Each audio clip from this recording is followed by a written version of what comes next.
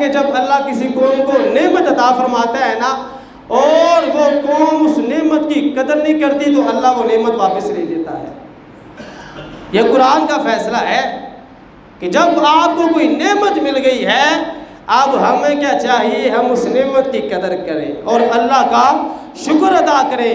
یا اللہ تیرا شکر ہے، تو نے ہمیں پاکستان جیسی عظیم جو ہے یہ دولت عطا فرمائی ہے، اتنا سونا یہ ملک ہے میرے بھائیوں، ہمیں اس کی قدر کرنی چاہیے اور زیادہ سے زیادہ اللہ کا شکر ادا کرنا چاہیے۔ اور شکر ادا کرنے کے بھی بڑے طریقے ہیں۔ علماء کرام فرماتے ہیں اللہ کا شکر ادا کرنے کے 3 طریقے ہیں۔ کتنے طریقے ہیں؟ سارے بولے کتنے طریقے ہیں؟ اب ہمیں پتہ ہونا چاہیے کہ ہم نے اللہ کا شکر ادا کرنا ہے تو کتنے طریقے ہیں شکر ادا کرنے کے؟ 3 طریقے ہیں۔ پہلا طریقہ تو یہ ہے کہ بندہ زبان سے کہے یا اللہ تیرا شکر، زبان سے بندہ کہے یا اللہ تیرا شکر، ایک طریقہ تو یہ ہے۔ دوسرا طریقہ جو علماء کرام نے بیان فرمایا ہے وہ یہ ہے کہ بندہ زبان سے نہ کہے، دل میں اللہ کا شکر ادا کرے، باقی اپنے اعضاء سے اللہ کا شکر ادا کر دے، یہ دوسرا طریقہ۔ تیسرا طریقہ میرے بھائیوں سب سے بہترین طریقہ، آپ نے بھی کوشش کرنی ہے اس پہ عمل کرنے کی، آپ اس پر عمل کریں گے انشاءاللہ زیادہ فائدہ ہوگا۔ پہلے طریقے پہ عمل کریں گے فائدہ تب بھی ہوگا، دوسرے پہ عمل کریں گے فائدہ تب بھی ہوگا، تیسرے پہ عمل کریں گے زیادہ فائدہ ہوگا۔ تیسرا طریقہ اللہ کا شکر ادا کرنے کا۔ علماء فرماتے ہیں اگر تم اللہ کی کسی نعمت کا شکر ادا کرنا چاہتے ہو تو اس کا سب سے بہترین طریقہ یہ ہے کہ تم اس نعمت کو نعمت دینے والے کی مرضی کے مطابق استعمال کرو۔ سمجھ آ گئی جی؟ جس کو سمجھ آئی ہو بلند آواز سے سبحان اللہ کی۔ بڑی پتہ کی بات ہے، اللہ نے آپ کو جو نعمت عطا فرمائی ہے، جس بندے نے آپ کو جو نعمت دی ہے اس کی مرضی کے مطابق نعمت کو استعمال کریں، یہ سب سے بہتر طریقہ ہے شکر کرنے کا۔ آنکھیں اللہ نے ہمیں دی ہیں تو اب اللہ کی مرضی کے مطابق اس کو استعمال کریں۔ اس کا سب سے بہترین شکر یہ ہے کہ ہم بے حیائی والے کام اپنی آنکھوں سے نہ دیکھیں، ہم اللہ کی مرضی کے مطابق اپنی آنکھوں کو چلائیں۔ اور اللہ کی مرضی کیا ہے؟ قُل لِّلْمُؤْمِنِينَ يَغُضُّوا مِنْ أَبْصَارِهِمْ، اے میرے سونے محبوب صلی اللہ علیہ وسلم ان مومنوں سے فرما دے اپنی نگاہوں کو جھکا کے رکھا کرو، اپنی نگاہوں کو جھکا کے رکھا کرو۔ عورتوں کو بھی اللہ پاک نے حکم فرمایا ہوا قُل لِّلْمُؤْمِنَاتِ يَغْضُضْنَ مِنْ أَبْصَارِهِنَّ، اے میرے سونے پیارے محبوب صلی اللہ علیہ وسلم ان عورتوں کو بھی حکم فرما دے اپنی نگاہوں کو جھکا کے رکھا کرے۔ اب یہ اللہ نے ہمیں نعمت دی ہے، اللہ کی مرضی یہ ہے کہ ہم ان آنکھوں سے اس نعمت سے کسی غیر محرم کو نہ دیکھیں، بے حیائی والے کام نہ دیکھیں۔ جب ہم میرے بھائیوں اللہ کی مرضی کے مطابق اس آنکھوں کا ان آنکھوں کا استعمال کریں گے اللہ پاک پھر یہ نعمت ہم سے واپس نہیں لے گا۔ نعمت جو اللہ نے ہمیں عطا فرمائی ہے اس کو اس کی عطا کرنے والے کی مرضی کے مطابق استعمال کرنا، یہ سب سے بہترین اللہ کا شکر ادا کرنے کا طریقہ ہے۔ اب ملک پاکستان، ادھر آ جائیں، ملک پاکستان کتنی پیاری نعمت ہے، اللہ نے ہمیں یہ عطا فرمائی ہے۔ کس نے عطا فرمائی ہے جی؟ اللہ نے عطا فرمائی ہے۔ اور اللہ کی مرضی کیا ہے، رسول اللہ صلی اللہ علیہ وسلم کی مرضی کیا ہے سب جانتے ہیں۔ یہاں پہ اسلام کا جھنڈا بلند ہو، رسول اللہ صلی اللہ علیہ وسلم کا نظام ہو، رسول اللہ صلی اللہ علیہ وسلم کے دین کا بول بالا ہو، پھر ہم سمجھیں گے کہ ہم اس نعمت کا شکر ادا کر رہے ہیں۔ اس نعمت کو بھی میرے بھائیوں اللہ کی مرضی کے مطابق استعمال کریں، اور یقین کریں جب ہم اللہ کی مرضی کے مطابق نعمتوں کو استعمال کریں گے نعمتوں میں اضافہ ہوگا۔ اللہ کا شکر ادا کرتے رہے۔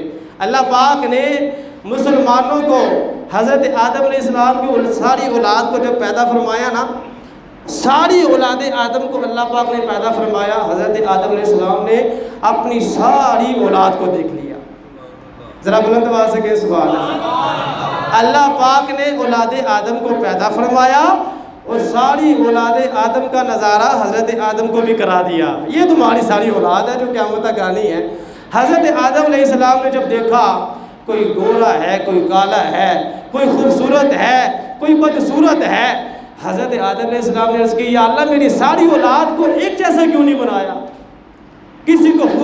بنا دیا، کسی کو بدصورت بنا دیا، کوئی لمبا ہے کوئی چھوٹا ہے۔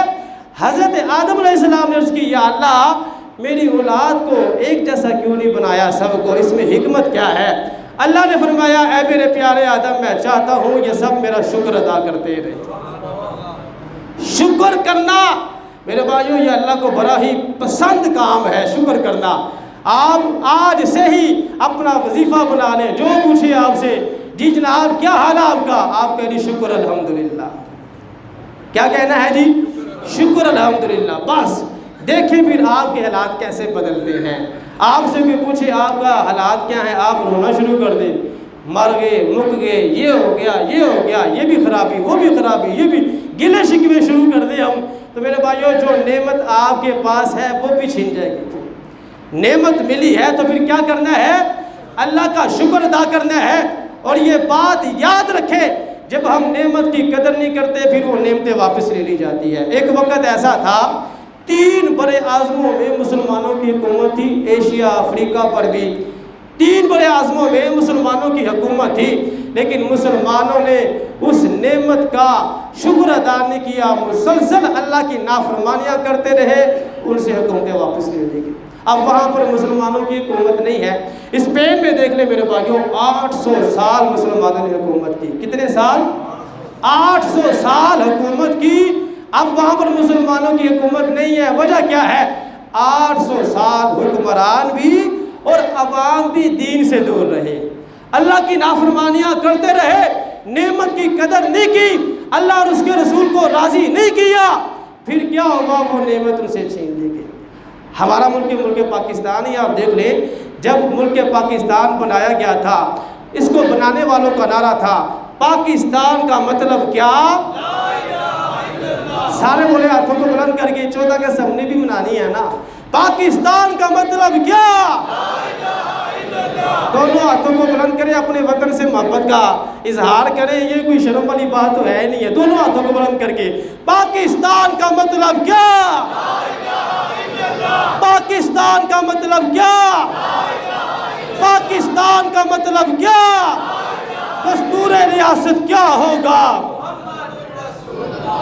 یہ ہے پاکستان کا مطلب۔ اور جب پاکستان بنا تھا نا آپ حیران ہو گئے، پاکستان کے مخالفین وہ کہتے تھے، وہ یہ سمجھتے تھے، کہتے تھے ملک تے اینا نے لے لیا ہے 6 مہینے بھی نہیں چلنا، ملک تو انہوں نے لے لیا ہے ان سے 6 مہینے بھی نہیں چلے گا۔